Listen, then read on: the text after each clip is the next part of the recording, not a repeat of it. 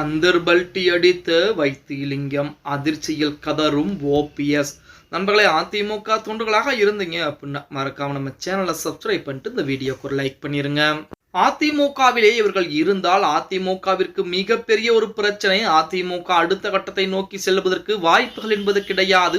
அதிமுகவை அழித்து விடுவார்கள் நினைத்த நபர்கள் புறம் அதிமுகவிலிருந்து தூக்கி எறியப்பட்டிருக்கார்கள். அப்படி தூக்கி எறியப்பட்ட நபர்கள் அனைவருமே தற்சமயம் நல்லா இருக்கிறார்களா? அதாவது மிகப்பெரிய அளவிலே அரசியலிலே மிகப்பெரிய அளவிலே ஜெலித்துக் கொண்டுதான் இருக்கிறார்கள். அவரின் பின்னாலும் கூட ஆதரவுகள் என்பது அதிகரித்துக் கொண்டேதான் இருக்கிறதா அப்படின்னு பார்த்தா அதுவும் எதுவுமே கிடையாது அப்படின்னே கூட சொல்லலாம்.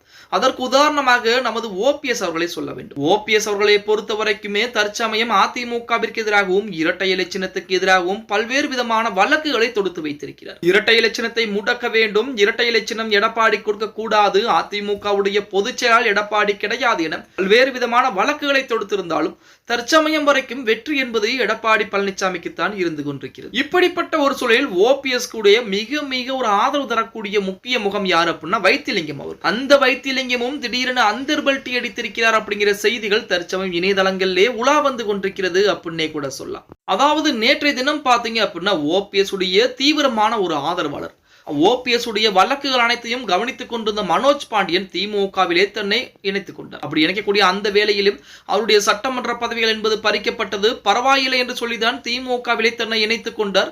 அவரை தொடர்ந்து மறுபடியும் வைத்திலிங்கமும் திமுகவிலே இணைவதற்குரிய வாய்ப்புகள் என்பது அதிகமாகவே இருக்கிறது. திமுக அமைச்சரிடம் பேச்சுவார்த்தை எல்லாம் பேசிக் கொண்டிருக்கிறார் வைத்திலிங்கம் அப்படின்னு சொல்லி ஒரு தகவல் என்பது இணையதளங்களிலே உலா வந்து கொண்டிருக்கிறது. நமது வைத்திலிங்கத்தை பொறுத்த வரைக்கும் ஒரத்தநாடு தொகுதியில் மறுபடியும் எனக்கு வாய்ப்புகளை கொடுத்தால் திமுகவிலே இணைந்து போட்டியிட தயாராக இருக்கிறேன் என சொல்லி இருக்கிறாராம். கடந்த 2016 ஆண்டு தேர்தலிலே வைத்திலிங்கத்தை தோற்கடித்திருந்தார் ராமச்சந்திரன் அப்படிங்கிற திமுகவினர். அதன் பிறகு அந்த தொகுதியில் வைத்திலிங்கம் வென்றிருக்கிறார். தற்போது அங்கு ராமச்சந்திரனுடைய மவுசு குறைந்திருப்பதால் திமுகவில் இணைந்து மீண்டும் அந்த தொகுதியை கைப்பற்ற முயற்சிப்பதாகவும் தகவல் என்பது வெளியாகி இருக்கிறது.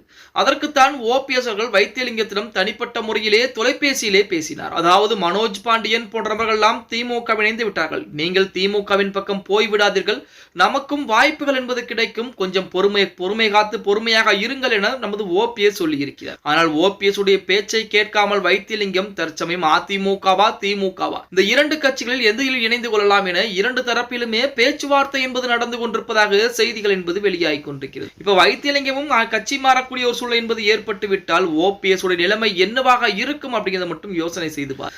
ஓபிஎஸ் நான் தான் உண்மையான அதிமுக, என் பின்னால் இருக்கக்கூடியவர்கள் தான் உண்மையான அதிமுக என சொல்லிக் கொண்டிருந்த ஓபிஎஸ் தற்பொழுது ஆதரவுகளே இல்லாத ஒரு நிலைமைக்கு தள்ளப்பட்டிருக்கிறார் அப்படின்னா அதற்கு மாற்று கருத்துக்கள் எதுவும் செல்லும்.